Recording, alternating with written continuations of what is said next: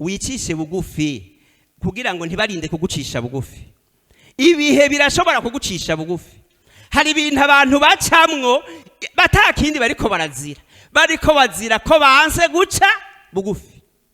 Ukabicamwo bikakunyukura gose. Ugasaba n'amasengesho bakagusengera mugabo ntibihere kuko wanse guca bugufi. Abisirayeli vyanse yahagurutsa abantu hafi. Ntibari kure, abamidiyani niho baba bari kugira ngo baze kubacisha. Kandi barabikora neza. Mugabo ngo basubiye kwicisha bugufi, Imana igaciza igacibatabara. Naho wobireka rero ivyo kwicisha bugufi, ibigucisha bugufi ntuzobibura. Muhira uzobisangaho. Kandi aha bamwe muri mwebwe murabifise. Hafi muhira. Biri mu nzu utarinda kuja kure. Bijejwe kugucisha bugufi. Arico gikorwa vyaronse. Gucisha bugufi umuntu yanse kwicisha bugufi. Kandi vy'ukuri uzogomba utanga umutwaro bagusengere umwe agusengere utinda umuveko ugacugenda ku wundi utuyuwewe ngira ngo byoba vyiza kubera nturamenya ikibazo ufise. Erega twebwe nta ntuzenya magique dufise. Oya nene wagararije Imana je nzoca ndagusengera ishuro nkumugisha sa mugambwiye ko ndagusengera nzogusengera sivyo. Hanyuma rimwe kabiri gatatu ubone nta gihinduka. Mugabo ugiye imbere y'Imana ukavuga uti Imana by'ukuri aha ndiko nziriki. Yo kubwira terega we byarakunaniye kwicisha bugufi nivyo vyonyene. Icisha bugufi urabe ko ntaca ndagutabara. Nagira ndababwire muri ubu bwami turimwo abantu bishira hejuru mu by'ukuri nta kibanza bafiseyo. Muri ubu bwami bwa Kristo turiko turakorera abantu baduga hejuru nta kibanza bafisemwo kuko Imana igwanya bibone. Niko Petero yavuze. Mugabo ngo abantu bicisha bugufi ikabaho ubuntu.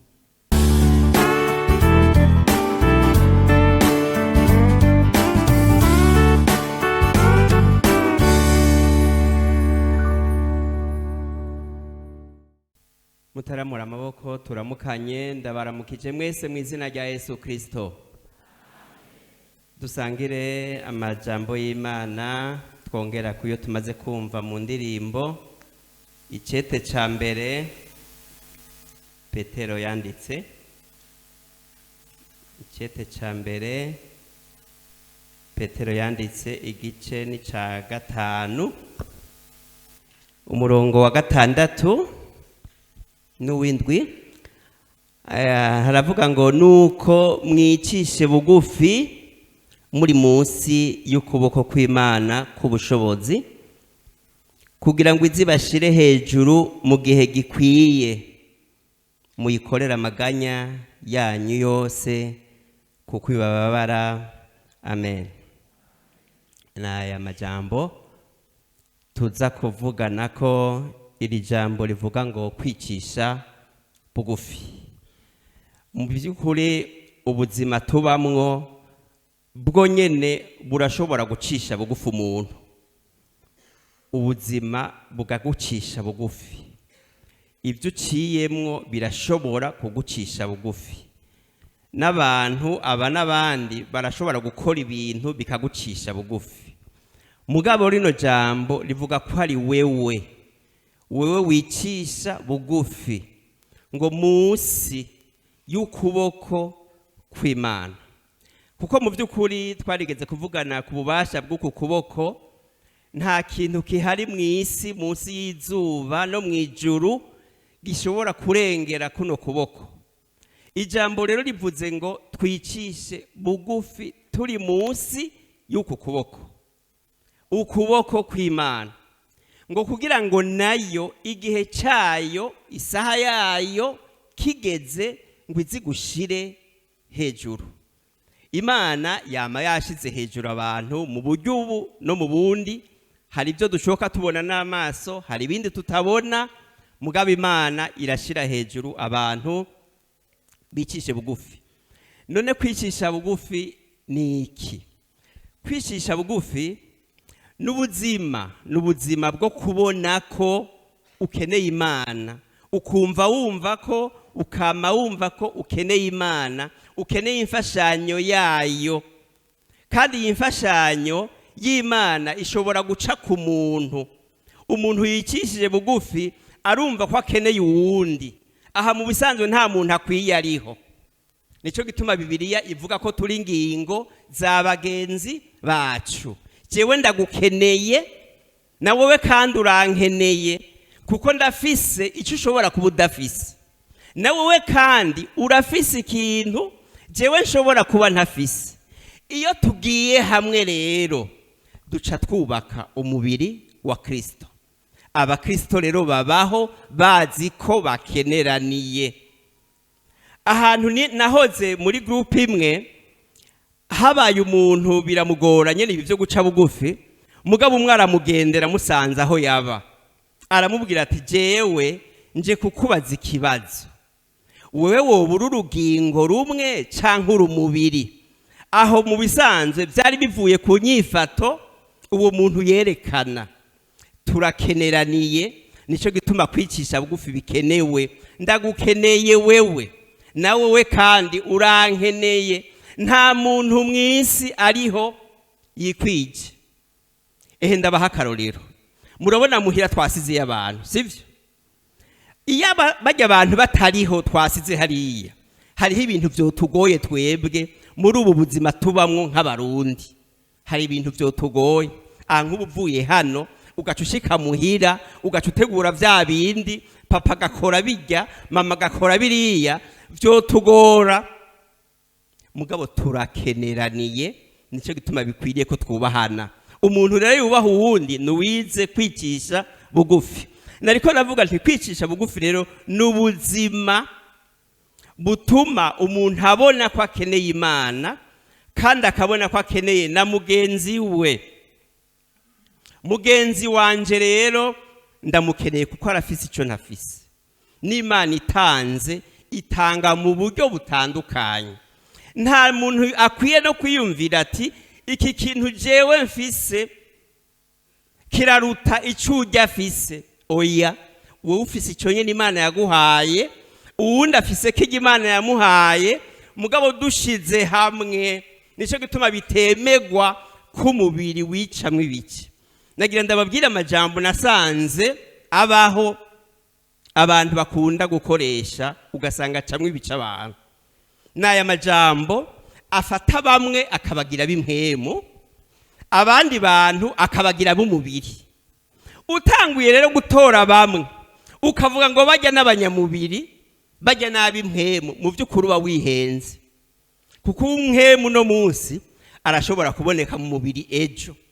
Umubonye mu mubiri rero atamubonye hirya y'ejo azovuga ko ari umunyamubiri, siko none? Ndibuka Petero ahejeje gushinga intahe ivuga guri Kristo umwana w'Imana nzima. Sinzi iminsi yahaciye, Yesu acamubwira ngo herera inyuma yanje sa. Uwo yari Petero. Petero umwe ashinze intahe, kandi iyo umubona ujya munsi wari kuvuga uti Petero n'uw'impwemu. Mugabo iyo usanga Yesu ariko aramukemeye amubwira ati herera inyuma yanje uri kinsitaza, wari kuvuga ngo iki? Ko Petero ari umunyamu? Ivyo bintu rero by'abanyamubiri n'ab'impwemu mubireke, twemere ko turaba Kristo.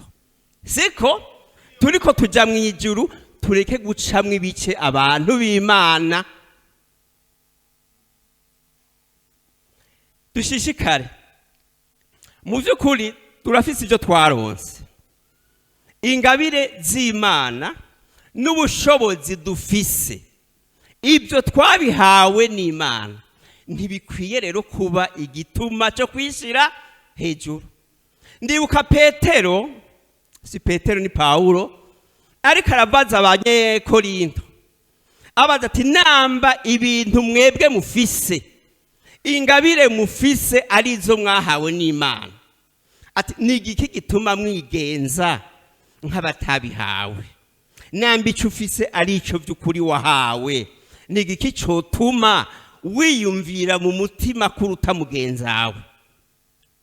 Nariyumviriye kuri bajya abantu baronse itarantu batanu, umwe yahawe imwe, kandi ugiye yahawe imwe ngo babahaye uko umuntu wese ashoboye, siko? Uwahawe imwe rero ntiyari mutoya hajya, oya, yahawe imwe nyene na shebuja.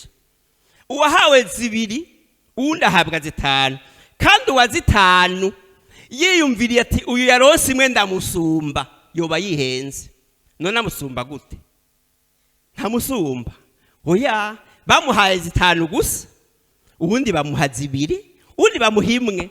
Ujya wimwe iyo ayicuruza akayijana akayidandaza, sebuja yari kumubwira ijambo rimwe risa n'iryo yabariye uwa zitanu. Babiriye babwira ngo wagize neza muntu wanje mwiza wo kwizigirwa, wizigiwe kuri bikeya nzoguha kugaba byinshi. Uwahawe zitanu niko yabariwe, n'uwahawe zibiri nuko yabwiwe. Nagira ndababwire muri ubu bwami turimwo abantu bishira hejuru mu by'ukuri nta kibanza bafiseyo. Sinzi ko abo hanze bariko baranyumva. Muri ubu bwami bwa Kristo turiko turakorera, abantu baduga hejuru nta kibanza bafisemwo, kuko Imana igwanya bibone, niko Petero yavuze. Mugabo ngo abantu bicisha bugufi ikabaha ubuntu. Jewe ndumupapa muhira, mugabo ntibikenewe rega ko nkankamwa kugira babone ko ndumupapa. Barabizi bose barabizi ko je ndi papa muhira, kandi Imana yangize shefu, sivyo? Ntibikenewe rero ko ndinda kugira ibintu kugira ngo banyemere, oya, kuko bose barabizi guhera ku mwana mutoyi kuduga no guca kuri mama, kandi bari hano barabizi bose ko ndi shefu mu nzu. Ntibikenewe rero ko ndinda kwerekana kugira ngo bajugumireka, kuko ntibinakenewe. Barabizi. Kwicisha bugufi ni jambo rigoye. Nagira ndababwire ko Eva yakorotse, akorokana n'umugabo wiwe yitwa Adamu. Ikibazo kinini yacatanguye nuko uko inzoka yaganiriza Eva, uko yashishikara imuyagisha, uko babandanya baganira, bageze kwijambo rivuga ngo iki giti ukakiryako uzocungana n'Imana. Yaciye aseda, asharavuga tusanga ari uko bimeze, usanga by'ukuri nzocangana n'Imana. Ngirange Kristo Yesu aho niho yatsindiye shetani. Wewe yaje ni Adamu wa kabiri, murabizi, yaje yicishije bugufi cyane, ngo ntiyiyumviriye yuko kuringanira n'Imana ari ikintu cyo kumirako. Ngo mugabo yaramanutse cyane, aramanuka gose ngo acikusa n'umuntu naho yari Imana. Ivyo ngo nivyo vyatumye Imana imushira hejuru cyane, ikimuha izina, iri zina dukoresha. Haleluya! Yarihawe n'Imana. Imana ngo iramuha izina, nuno munsi niryo dusengeramo, kandi iri zina niryo twishyurirwamwo. Iri zina niyo ryirukana abadayimoni. Naranezerewe mpuye n'umuntu umwe yakijijwe vuba cyane, yahora ari mu Isilamu. Yarambariye ati jewe ntaramenyera izina rya Yesu hari ngaha mu biro. Ati ibintu byitwa majini byarantera, ati binteye bikangirira nabi. Ati umunsi umwe rero nta kwezi amaze amezi make cyane akijijwe, mugabo yaramenye izina rya Yesu. Hanyuma rero biramutera kwa kundi, kuko mu mpemu yambwiye ati nari nsinziriye, mugabo ico kintu kije narakibonye. Ati nkanagifata ukuboko ncagisohora, ndavuga ngo ndagusohoye mu izina rya Yesu. Ati nikanguye, ati nza numva ibintu biriko biravuga hanze. Ati ncadamenya ko Imana impaye intsinzi. N'umwana mutoyi, sivyo? Ntarakura mu myaka si cyane kuko natari umunyeshure, mugabo by'ukuri natangajwe n'ingere yamenye kwira izina rya Yesu rishobora gutabara umuntu. Ni izina rero ryashizwe hejuru, Imana yarishize hejuru, imaze Yesu amaze kwemera bijya byose, ngo yaragandutse aramanuka. Mwicishe bugufi muri munsi y'ukuboko kw'Imana, kugira ngo Imana izibashire hejuru mu gihe gikwiye. Mu bisanzwe hari igihe witegereza umuntu ukamuraba ukavuga uti uyu muntu ntibizokunda kwashika kure. Urazi impamvu none suko buri Imana nuko ubona impwemu yamuteye ariyo yo kwishira hejuru. Nari kubaha ibimenyetso byinshi mugabo reka tuvuge bike bike. Ikimenyetso ca mbere cerekana umuntu ko yaciye bugufi nukugamburuka. Bibiliya iravugira ijambo ryitwa kugamburuka, irarivuga ku bakenyezi, ivuga ku bagabo babo ngo mugamburukira abagabo banyu. Aha rero urumva bavuga submission, mugabo umwe je yaciye ambaza ati none no basumize gushika hehe? Abakenyezi mube muri ko muranyumva? Ati none no basumize gushika he? Seminere nagiyemwo rero yo urumva habaye impari. Abagore bavuga ngo niba banze badukunda abagabo hanyuma natwe duce tububaha. Gabona bagacavuga ati none je no gukunda utanyubaha. Mugabo uko bimeze kose umwe wese arafise ibyo Bibiliya imubwira gukora. We kora ibyo Bibiliya ikubarira, ibindi bireke. Siko jewe nkora ibyo Bibiliya imbarira, mugabo simvuge ngo ko atanyubashe sinzomukunda. Oya, Bibiliya imbwira ngo ndamukunde. Dushishikare. Iri jambo rero ryo kugamburuka, Bibiliya yavuga kugamburukira abaganza, iravuga kugamburukira abaturongoye mu buryo bw'impwemu. Aho ntitwosoma hose mugabo Roma 13 umurongo wa mbere no gushika kuwa 4 havuga kugamburukira aba batuganza. Nasomye muri iki cete nyene Paulo yandikiye abaroma avuga ngo abo bantu n'abakozi b'Imana ngo bashiriweho ngo guhana inkozi zikibi. Haje wewe wo kuzanira inkozi y'ikibi byo kunanira kuyihana, mugabo abandi barabikora kandi neza, kandi haje rega ntibabacumuye. Oya, tugeze kujana umuntu umwe vyagoye bamufata ari umusuma yivye, hanyuma biranka ko twebwe tubwira ikibazo afise, kuko yatubwira ngo yaraje kwihana. Twamusanze hariya mu vyumba hariya, aca tubwira ati je narondera pastor ugira nihane. Hanyuma turavuga tuti none uravye aha hantu ubona hasa no mu biro, mugabo yari umusuma. Hanyuma rero aba bantu bo ngaha hafi yacu bahava baramutora. Umwe rero atubwira ati jewe ndafise ingabire, ati iyo ngabire niyo ngomba gukoresha, ati kandi iyo ngabire ntisa n'iyiwanyu. Nagomba kuvuga yuko Bibiliya ivuga ngo n'abakozi b'Imana bashizweho ngo bahane inkozi zibibi. Babahanye rero ntibabacumuye. Sibona je kuvuga murabizi, mugabo ndiko mvuga ijambo ry'Imana nasomye kugira ngo mbere ntiduhave mwibaza ko ari byo ndiko ndiyumvira. Reka dusome Abaroma 13 uyu murongo wa mbere gushika kuwa 4. Hajya Imana mu by'ukuri tuyimenya gace gatoya, hariho byinshi byo muri yo tutazi. Naje ndavyemera ko ntabizi, hari ibyo ntazi, kandi ni wahura n'umuntu akakubaza ikibazo wumvise utakizi uzombwire ko atacuzi. Hakumuhenda ukamusigura ibintu kugira werekane ko byose ubizi, uramubwira ko atavyuzi. Niya gutwenga gutwenge kuko ntituzi byose. None tuzi byose? Oya, hariho ibintu tutazi kandi dukwiye kwemera ko atavyo tuzi, nuko nako nuguca bugufi. Umuntu wese nagamburukire abamuganza, kuko atakuganza kutava ku Mana, ukuriho kwagezwe n'Imana.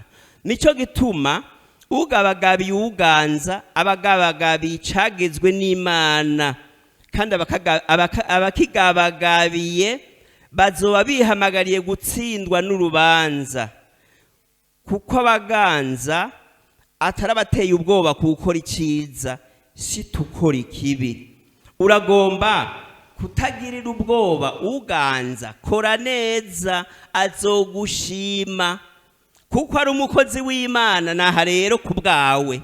Kuko ari umukozi w'Imana kubwawe, ngo akuzanira ivyiza. Ariko ni wakora nabi ugira ubwoba, kuko atambarira inkota ubusa. Kuko ari umukozi w'Imana, umuhozi ashitse uburake kukora nabi.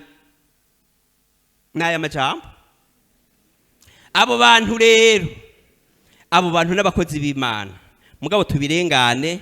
N'iri jambo ryo kugamburuka. Ikigira kabiri, umuntu yize kwicisha bugufi akabimenya neza, ntabaciharura wenyene.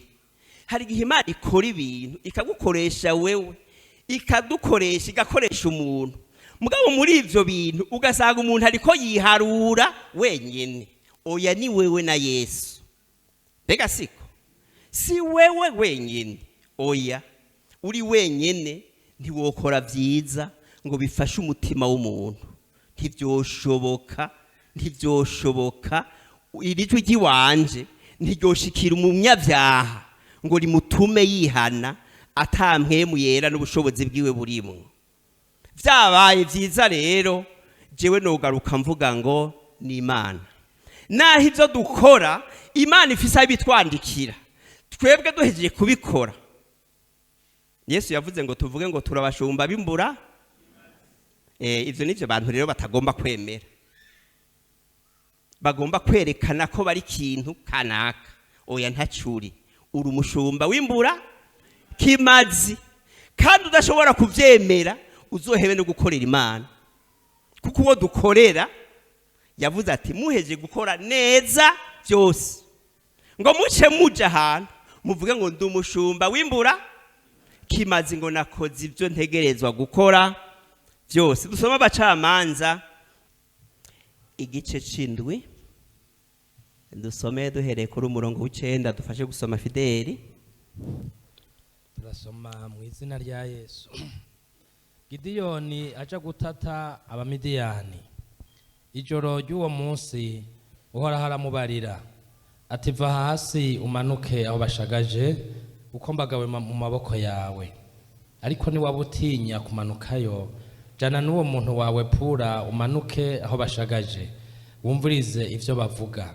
Nihuja kurema ubone kumanuka kubatera. Nuko aramanukana n'umuntu wiwe Pura, bashikira ku ngabo za mbere ziteramye aho bashagaje. Kandi Abamidiyani n'Abamaleki n'Abiburasirazuba bose bari bajimagije ico kiyaya, ari amasinzi nk'inzige, n'ingamiya zabo zitoharurika, ari amasinzi nk'umusenyi wo kw'isesero ry'ikiyaga. Nuko Gideyoni ashitseyo, yumva umuntu arotorera inzozi mugenzi we, ati ndose inzozi, mbona irobe ry'umutsima wa sayiri ritembagara rishika ku nsago z'Abamidiyani, ryikubita kw'ihema. Iryo hema rirubama rirambarara hasi. Mugenzi we aramwishura ati, nta kindi, iyo ni inkota ya Gideyoni mwene Yowasi w'Umwisirayeli. Imana yagabuye Abamidiyani n'ingabo zabo zose mu maboko yiwe. Urakoze. Simba gato uje ku murongo w'indwi. Umurongo wa 15. Nuko Gideyoni yumvise izo nzozi nuko zisobanuwe, ashima Imana, asubira mu nsago z'Abisirayeli, arababarira ati, nimukure hasi, kuko Uhoraho yagabuye ingabo z'Abamidiyani mu maboko yanyu. Nuko abo bantu uko ari 300 abagabanganya mw'imitwe 3, umuntu wese amuha inzamba n'umubindi uri gusa urimo urumuri. 18. Ninavuze inzamba, jewe nabo turi kumwe bose, namwe muce muvuze inzamba ku mpande zose zaho bashagaje, mwiha akaruru muti, kubw'Uhoraho na Gideyoni. Ego, kubw'Uhoraho na Gideyoni. Si Gideyoni wenyene, ni Imana na Gideyoni. Gideyoni aravuga ati, mwiha akamo muvuge ngo kubw'Uhoraho na Gideyoni. Nariko ndavuga nti umuntu yize kwicisha bugufi ntabaciharura wenyene ngo avuga ati ibi bintu ni jewe. Narigeze kuvuga hano ngo umuntu avuga ngo nije nagusengeye, wahezagiwe kubera jewe, uwo mugisha ufise nije nagusengeye urawuronka. Abo bantu bararenza urugero. Kuko nibaza nk'ubu nohagurutsa abantu bansengera, je nibaza ko ntobabura batari bake, abari hano n'abatari ngaha. None sivyo? None aho usanga uri wenyene kwera unsengera sa? None wavyiyumviriye gute kugira wiyumvire yuko wewe ari we watumye bijya na biriya bikoreka?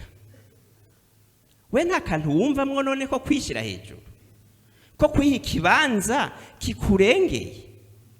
Aha vy'ukuri abantu badusengera twobamenye uko bangana. Hariho abari Etazini badusengera, mbega sivyo? Hariho abantu bari muri Afrika y'Epfo hari y'Epfo badusengera. None we kugira wiyumvire ko ari wenyene usengera umuntu, Imana ikamukorera ico yomukorera, we ntumva kuba warengeje urugero? Nanse kuvuga kuba wishize hejuru.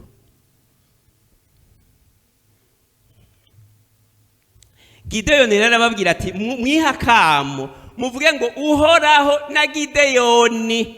Umuntu rero yize kwicisha bugufi ntaba ciharura wenyene.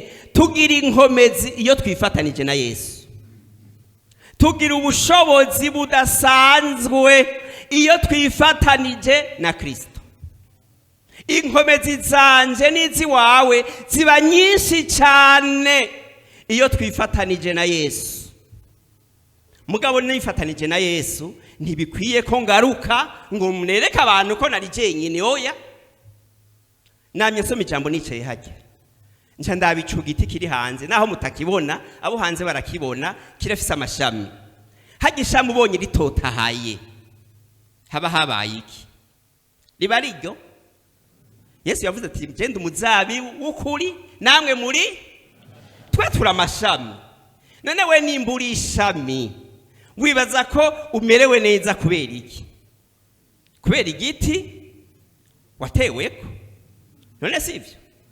Kandi Yesu yavuze ati muri ishami rica ryuma, kandi yavuze ati ngo ntaco mushobora gukora muta.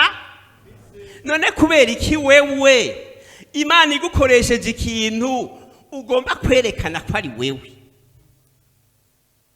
Ni wewe gute none ko wowe uri ishami ritewe ku giti? Ishami, iki giti mubona iyo kitavomerewe kiruma. Ibyo ishami rironka riva mu mizi hariya bikaduga buke buke buke buke buke buke, ishami rigaca rironka.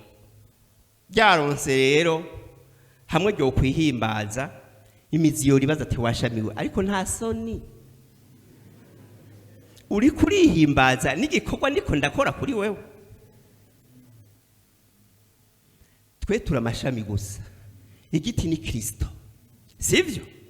Tureke rero kwiharura twenyene ko twese twarimatanije na Kristo akaramata.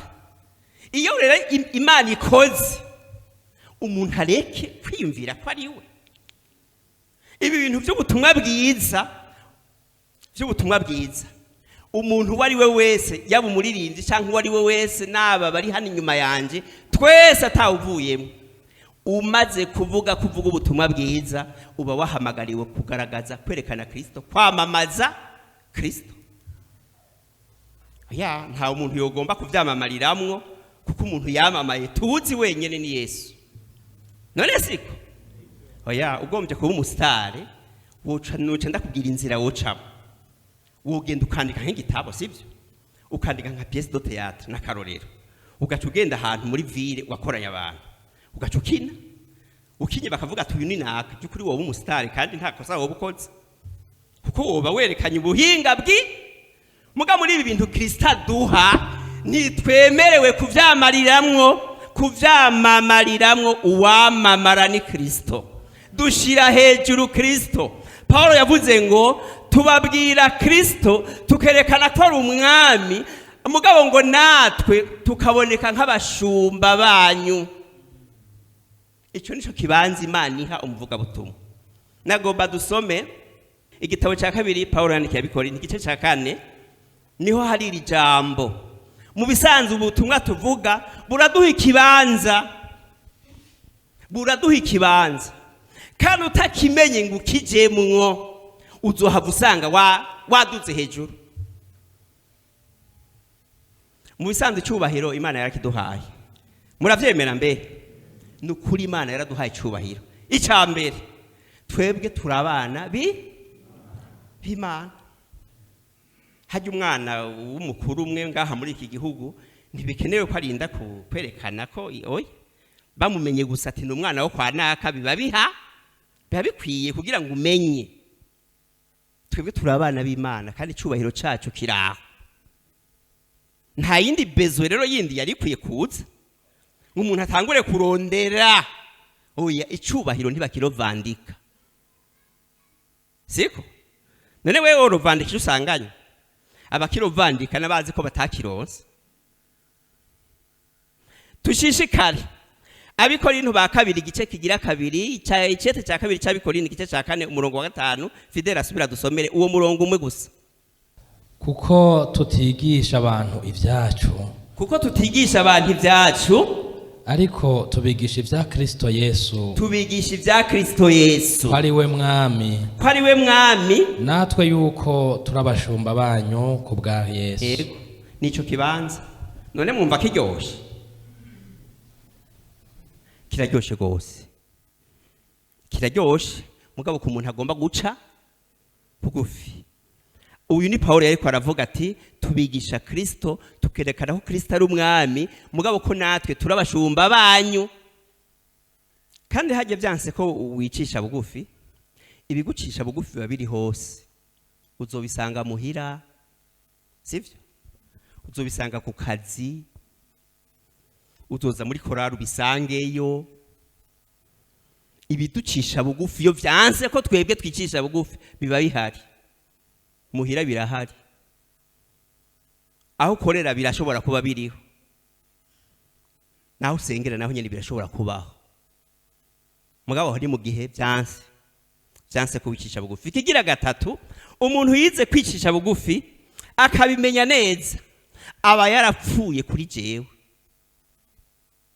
mwe muramaze kumva abantu bavuga muri ko muraganira ngo yaba jewe ntaba murumva iyaba none woba wewe gute we bariko baravuga ibintu urumvise ikintu kanaka uti yaba ngo yaba jewe ngo nari guca oya kubera tabaye wewe si wewe nyene nubireke mugabo ureke kwerekana ngo yaba jewe we wari gukora iki none aha abandi bananiriwe nawe ushobora kuhanani ibinaniye abandi nawe byoshobora kukunanira ntuvuge rero ngo yaba jewe uba weretse abo bantu ati mu bisanzwe mwebwe mwabaye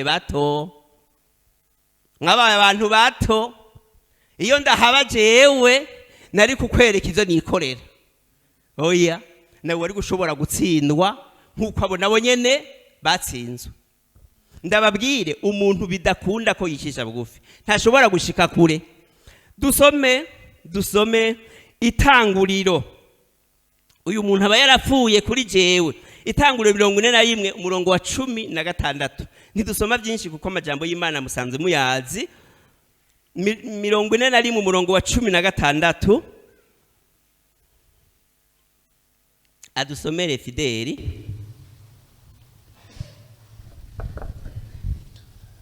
Tanguriro 41 kuri 16 Yosefu yishura Farao ati si jewe mbishobora nyakuhora ku ngoma Imana nija kukwishura ivy'amahoro urakoze cyane aha iri jambo rivuga ngo si jewe mbishobora ni jambo gerekana kwicisha bugufi gerekana ko atari we umwami yaramubaje ati ni wewe bambwiye usobanura ibi ugasobanura biriya ugasobanura ibi ugakora ibi ugakora bijya urumva umuvuga butumwa umwe ahantu baramubaje ati none wewe byukuri barabamenyesha makuru kandi byukuri baramutaye mu mutego baramubaza ati byukuri bijya bitangaza tubona ukora ni hajya ni wewe ati ni jewe nyene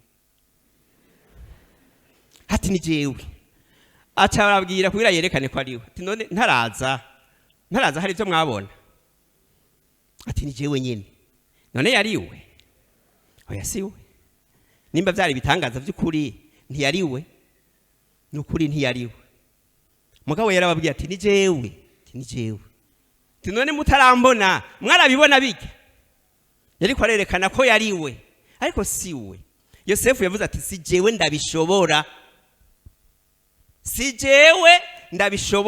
na wewe si wewe ubishobora kandi ni wahagarara hano hantu turi canke ngaho imbere ngaho ukagomba kwereka abantu abazi ijambo ry'Imana bazomenya ko atari wewe naho uzowagombye kwerekana yuko ari nukuri si wewe Yosefu rero arabwira Farawo ati si jewe ndabishobora, mugabo mu ijuru hariho Imana. Ni byiza kumuvuga butumwa wese ahari, yaba umuririmbyi cyangwa uwukora nk'uko twe dukora, amenya neza ikibanza afise muri iki gikorwa cyitwa kuvuga ubutumwa bwiza.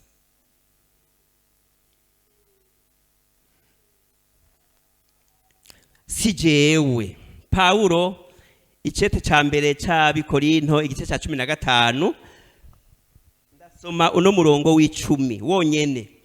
Icete Pawulo yandikiye Abikorinto ca mbere igice ca 15 uyu murongo wa 10, nariko ndavuga nti uyu muntu yize kwicisha bugufi akabimenya aba yarapfuye kuri jewe, ntabagiharura jewe.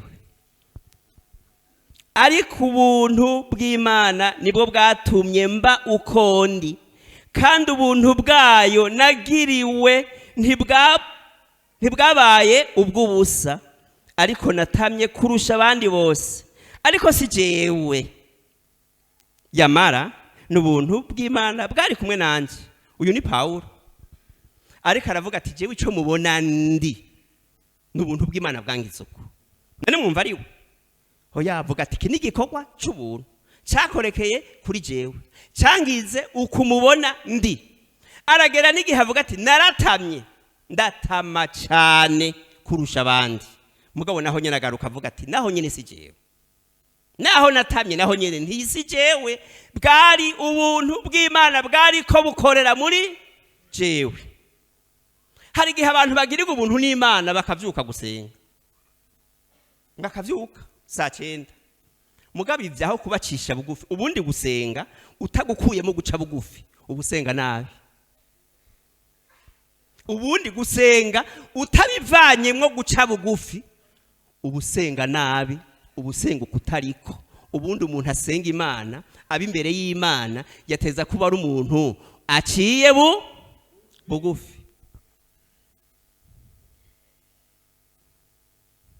Bavuga ati cara agaca yicara.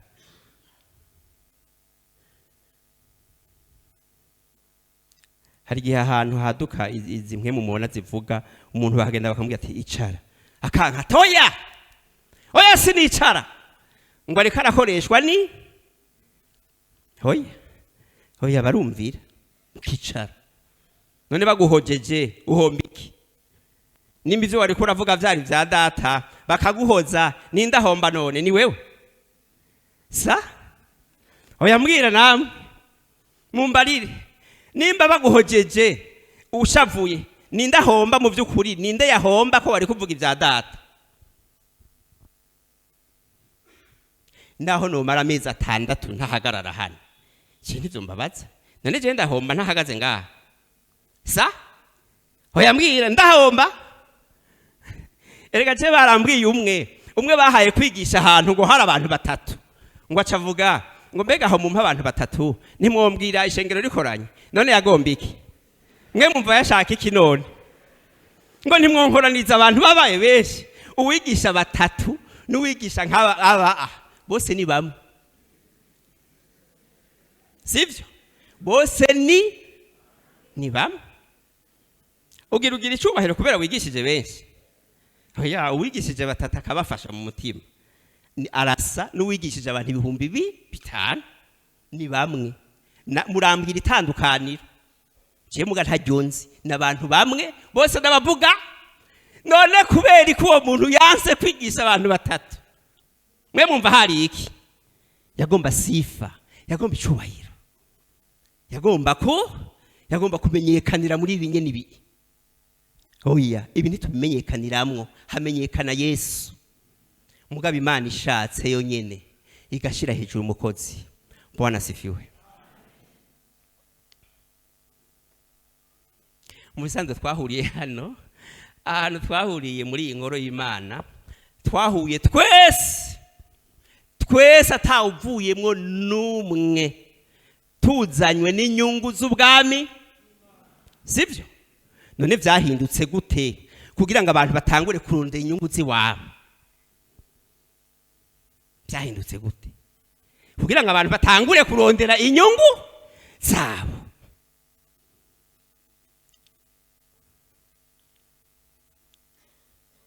ayambwira jewe umunsi umwe nicaye ngaho mu ishengero aho nyine aho igihe kimwe hanyuma numva ijambo rikorokeye mu mutima hanyuma ndaryumvise numva nzohava mpagarara hano ndaratwenze ndi jenyine urazi cyantwengeje ndavuga ndahantu nohahagarara gute mugabo umunsi umwe nagiye numva bantelefone bati uravuga ijambo ry'Imana umunsi kanaka mwicishe bugufi muri munsi y'ukuboko kw'Imana nta nyungu mu bwami bw'Imana twese atawuvuyemo n'umwe twahamagariwe kurondera inyungu y'umuntu yitwa Kristo sibyo ego inyungu y'uwitwa Kristo yego nagomba rero duhave turangiza Bibiliya irerekana abantu benshi cyane byagoye byo guca bugufi hanyuma bisaba ko Imana iza iravuga benshi batari bakeyi iravuga umwami yitwa Uziya ngo yinjiye gutanga ibimazi atavyemerewe baramuhanura baramubuza aranga iravuga umwami Herode ngo umunsi umwe afata amajambo aravuga ngo abantu batangura kuvuga ngo ni Imana ngo urushi rw'Imana ruraza aramukubita acarapfa n'abandi benshi mugabo dusoma uyu umwe yitwa Nebukadineza Daniel igice cya 4 niwe duhereza ko duce dusenga wicishe bugufi kugira ngo ntibarinde kugucisha bugufi ibihe birashobora kugucisha bugufi hari ibintu abantu bacamwo batakindi bariko bazira ko banse guca bugufi ukabicamwo bikakunyukura gose ugasaba n'amasengesho bakagusengera mugabo ntibihere kuko wanse guca bugufi byanse ko wicisha bugufi Abisirayeli byanse yahagurutse abantu hafi ntibari kure abamidiyani niho baba bari kugira ngo baze kubacisha kandi barabikora neza urazi wateye nk'imirima hanyuma bakaza bakayirandura yose mugabo ngo basubiye kwicisha bugufi Imana igaciza igacibatabara naho wobirekanira ibyo kwicisha bugufi ibigucisha bugufi ntuzobibura muhira uzobisangaho kandi aha bamwe muri mwebwe murabifise hafi muhira biri mu nzu utarinda kuja kure bijejwe kugucisha bugufi arico gikorwa byaronse gucisha bugufi umuntu yanse kwicisha bugufi kandi vy'ukuri uzogomba utanga umutwaro bagusengere umwe agusengera utinda umuveko kuko nabonye abantu bafise ikibazo hari igihe umwe agusengera akagusengera rimwe agasubira kabiri ijya gatatu kabona nta gihinduka ugavuga uti reka mpindure kujya bahindura abaganga ugaca ugenda ku wundi utuye wewe ngira ngo byoba byiza kubera nturamenya ikibazo ufise erega twebwe nta ntuzenya magike dufise oya nene wagararije Imana je nzoca ndagusengera icuro nkumugisha mugabo mbwiye ko ndagusengera nzogusengera sivyo hanyuma rimwe kabiri gatatu ubone nta gihinduka mugabo ugiye imbere y'Imana ukavuga uti Imana by'ukuri aha ndiko nziriki yo kubwira terega we byarakunaniye kwicisha bugufi nivyo vyonyene icisha bugufi urabe ko ntaca ndagutabara Daniel igice cya 4 umurongo wa 28 adusomere duca dusenga Imana mwicishe bugufi muri munsi y'ukuboko kw'Imana kugira ngo Imana izibashire hejuru mu gihe gikwiriye soma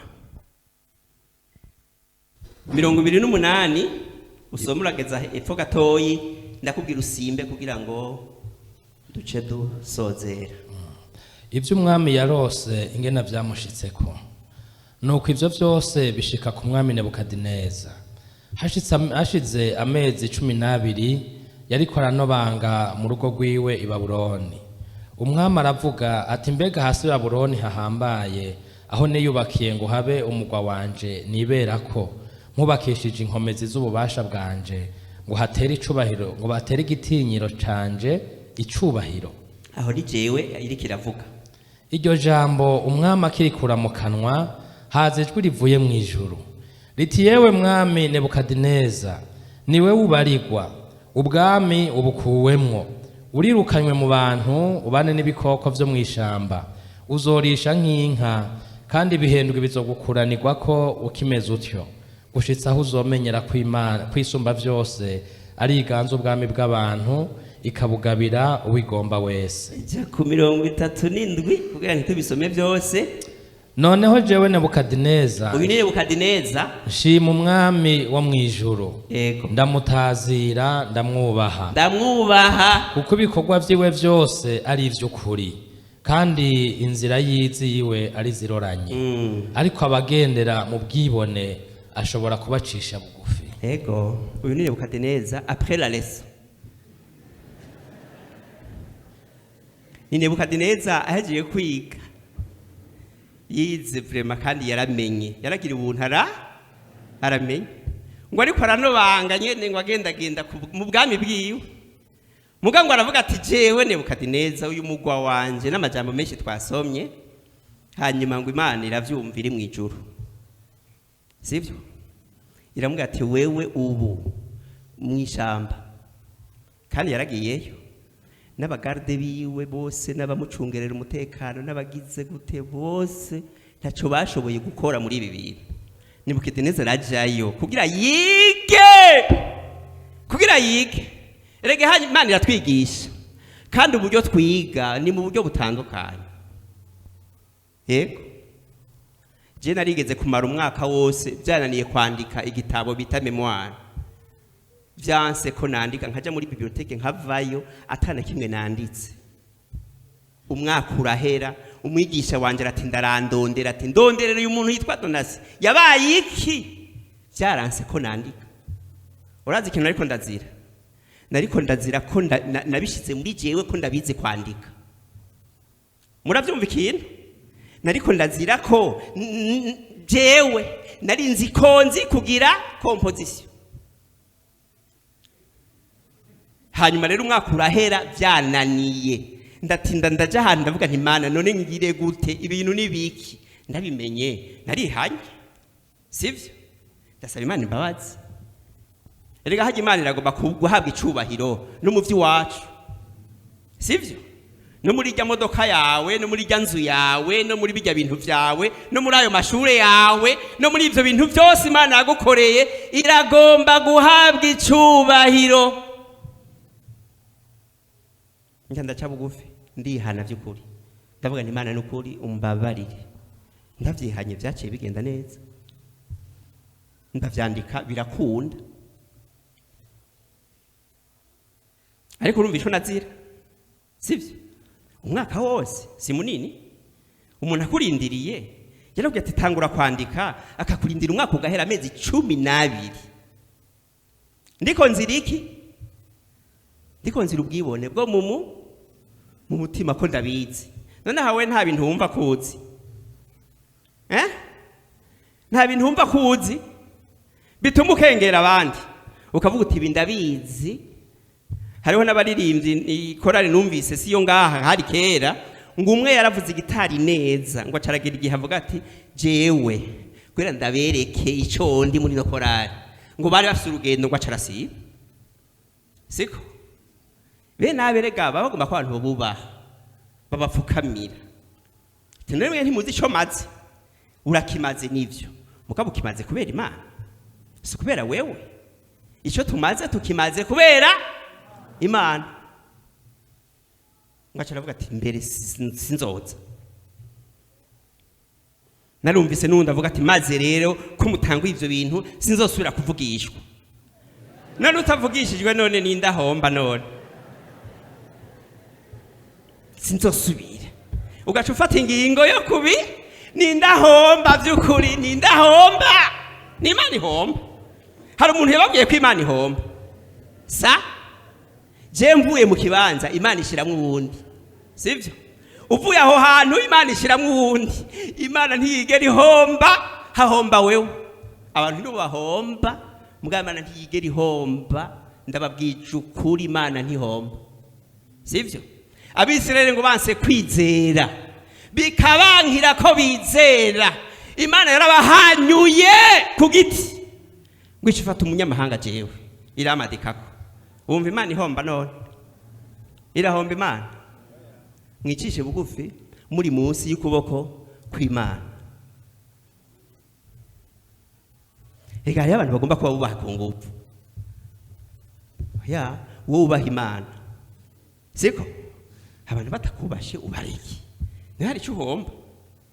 Mugabo kubera ufise iyo bezwe muri wewe, urumva nyene urayirovandika, urayireklama. Nebukadineza rero aragera ahantu yiga neza, aramenya aravuga ati ndatahuye, ati ubu jewe Nebukadineza nagomba dusubire mu rya murongo, aho usubire mu rya 37 Fideli duce dusenga Imana. Ujya murongo wa 37, iri jambo rimaze mw'imyaka myinshi sindabahenda, sinarinzi gusa igihe nzotinda nkarivugira, mugabo rimaze igihe kirekire cyane cyane cyane. Hari ibintu ubona bigatinda bikakugwaza ukumva umerewe nabi kubera ivyo bintu, kubera ibintu byo kwishira hejuru by'abantu.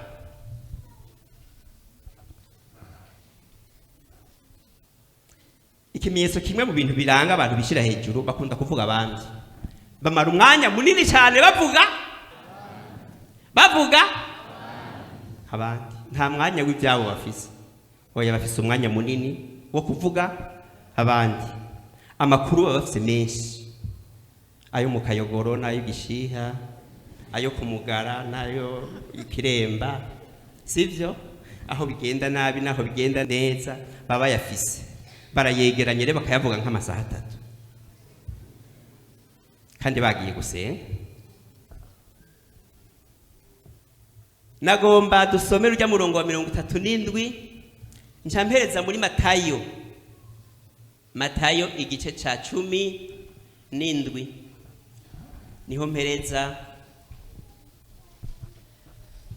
Dusomere ujya murongo wa 37 gusa. Noneho jewe Nebukadineza nshima umwami wo mwijuru, ndamutazira ndamwubaha, kuko ibikorwa vyiwe vyose ari ivy'ukuri. Ndamutazira ndamwubaha kandi inzira ziwe ari ziroranye. Yego. Ariko abagendera mu bwibone ashobora kubacisha bugufi. Ubundi hariho amajambo ya Bibiliya, niho ngomba guhereza. Hariho amajambo ya Bibiliya agoye gushitsa iki kigwa cyo guca bugufi utagishoboye, agoye gose gushitsa. Urabona Bibiliya ivuga ngo urukundo ntigwihimbaza, sivyo? Uravyumva ko utanguye kwihimbaza mu vy'urukundo ubuvuyemo. Hanyuma hari ikindi rero coco cantangaje kidasa nuko tuvyiyumvira kenshi. Matayo 17 uyu murongo wa 15 wonyene uvuga guharira abatugiriye nabi. Burya guharira nako nyene nubundi buryo bundi bwo kwicisha bugufi, kuko uharira umuntu yakugiriye nabi kandi ukamuharira ataje kugusaba imbabazi, siko? Hajya guharira ni kuneza yiwawe. Rega je umpariye ntaco ndunguka umpariye, ya wase kumparira none Imana irashobora kumparira. Guharira bifasha wewe gusumba jewe, ni wewe uvyungukiramo. Yego, guharira rero nubundi buryo bundi bwo kwicisha bugufi. Reka nsome mwumve. Mugenzawe, hano mu Gifaransa bavuga ngo umuvukana, mugenzawe niyakugirira nabi ugenda umuhishuke mwiherereye, niyakumvira uzoba wigaruriye mugenzawe. Mu byukuri uko tubizi twebwe tumwa turindiriye ngo umuntu yaducumuye ko agire gute aze, siko? Aze ugumurindiriye unamusengera ngo azoze ace bugufi imbere yawe. Ariko siko Bibiliya ivuga mugenzawe niyakugirira nabi ngugire gute, ugende wewe, ugende umuhishuke. Ni waja kumuvuga utamuhishutse uzobubaye nka babandi bose. niwamuvuga hariya ukamuvugana hariya utamuhishutse uzoba unyuranije n'ijambo ryitwa Bibiliya. N'iri jambo dusome, mugenzi wawe niyakugirira nabi ngo ugende umuhishuke umubwize ukuri, turya wewe warankomerekereje umutima aho bishoboka. Nimba uwo muntu atoca gufunga cyangwa aca kugirira nabi uwo mubwire. Kandi noneho hano bavuga mugenzi wawe, uwo muvukana hano niko bavuga, kandi aha nibaza ko mwemera ko tuvukana. Niyakugirira nabi ugende, mugabo ni wacu uja kwa mugenzi wawe uti burya urazi ibintu yankoreye, urazi mubabaro ufise kubera we, uzoba ukoze iki none ikinyuranye n'ico Bibiliya ya umuhishuke ngo mwiherereye umubwire uti burya warankomerekeje umutima warangiriye nabi.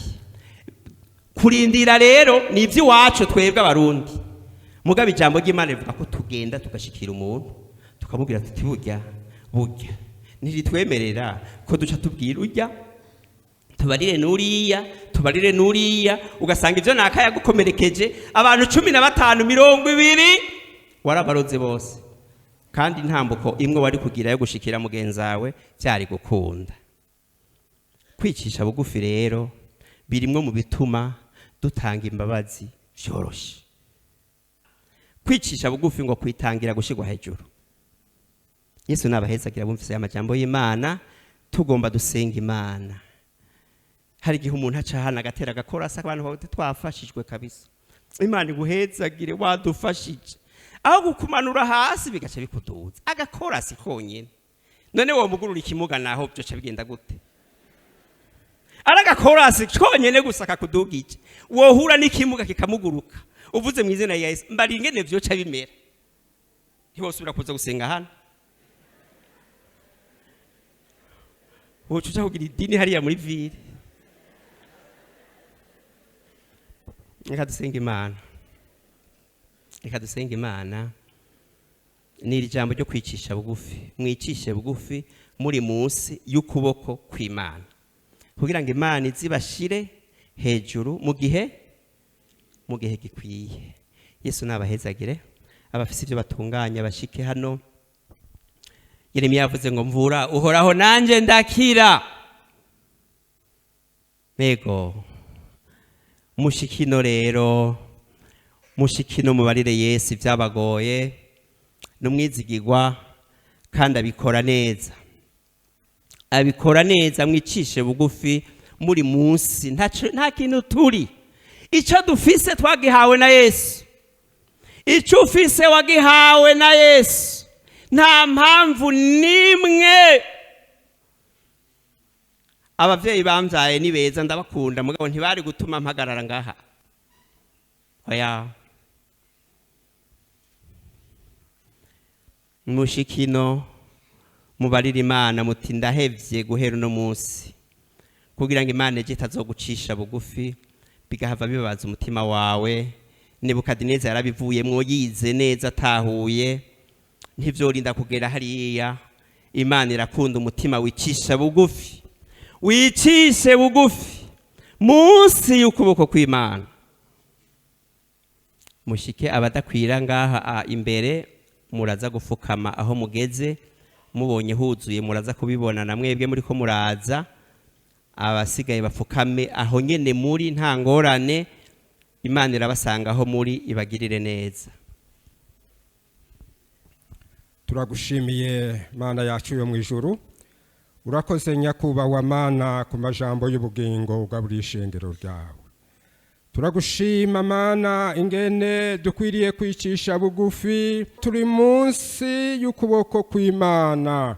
Mu izina rya Yesu abicisha bugufi nibo bazabona ijuru ry'Imana. Turabigushimiye Mana, turagushimira aba bose Mana bamenye ingene waciye bugufi ya Yesu kandi uri umwana w'Imana kugira ngo uze kuducungura. Wiyambuye icyubahiro cyawe, wiyambuye Mana ubwiza wari ufise, wiyambuye bwa butunzi ucika umukene ku bwacu. None Mana natwe Mwami nutwigishwe guca bugufi, tuko mwami munsi abishira hejuru bazacishwa bugufi, ariko abicisha bugufi bazashirwa hejuru baremerwa n'Imana. None Mana, iri shengero ryawe aba bene data barakozwe ku mutima, kuko ijambo ryawe rifise ububasha bwo kwemeza umuntu ubunyantege nkeya bwiwe, kandi rikamuhanurira gutunganya ubugingo bwiwe kugira ngo yemerwe n'Imana, atunganira Imana, akorera Imana, ashimwa n'Imana. Turabasengeye mu izina rya Yesu, turabasengeye baharirwe mu izina rya Yesu, turabasengeye baronke Mana ubushobozi bwa Mpwemu Yera bugenda bubaneshereza mu izina rya Yesu Kristo. Urakoze nyakubahwa Mana, urakoze Yesu, urakoze kubemeye kubahariye bava habahariwe batahana umunezero w'agakiza, kandi bige guca bugufi. Mana, turabigushimiye. Buzuza ubushobozi bwa Mpwemu Yera. Mpwemu Yera niwe arongora umuntu kuko kugira ngo ace bugufi azashyirwe hejuru mu gihe gikwiriye. Urabana nabo, urabagirira neza, urabahezagira, bumve batahe baruhutse mu mitima yabo. Mana, biriya byari bagoye bikuweho n'amaraso y'Umwami. Urabana nabo, urabagirira neza, urabahezagira muri byose. Urakoze kuvyemeye, urakoze kubikoze, kandi gukora ibiruta ibyo dusaba. Dushimiye mu izina ry'Umwami wacu Yesu, amen. Abagwaye n'abafise iyindi mitwaro nabo nyene bahaguruke, Imana n'umutabazi yobatabara. Mana Data wa twese uri mu ijuru, urakoze, turagushimiye. Iri ni jambo ry'iwawe Mukiza. Aba bantu bahagurutse imbere yawe bagomba gutugwa imitwaro bafise bikoreye ibaremereye. Harimwo abagwaye bagomba gukira indwara bagwaye. Mana, wowe uri umuganga akiza, indwara zose zirakira.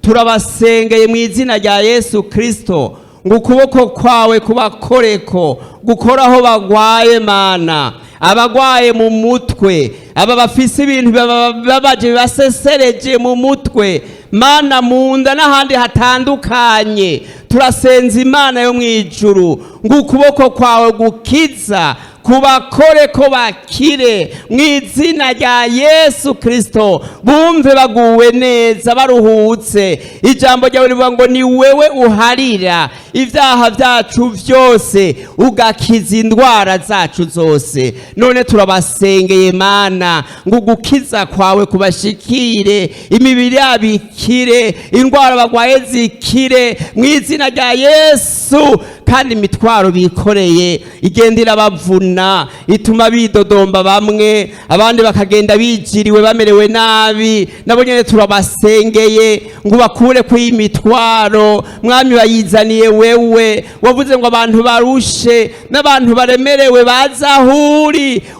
ubaruhure, ubahe kuruhuka. None turabasengeye Mwami mu izina rya Yesu Munyanazareti ngo ubahe kuruhuka. Mukiza imitwaro yabikoroke, uyibakirire Mwami. Bumve baruhutse baguwe neza, bahimbaza izina ryawe, bashima izina ryawe rikomeye, ribakirire imitwaro, ribatuye imitwaro. Urakoze kutubagiriye neza, urakoze ko n'indwara zabo zikijije. Dusenze mu izina rya Yesu Kristo, amen.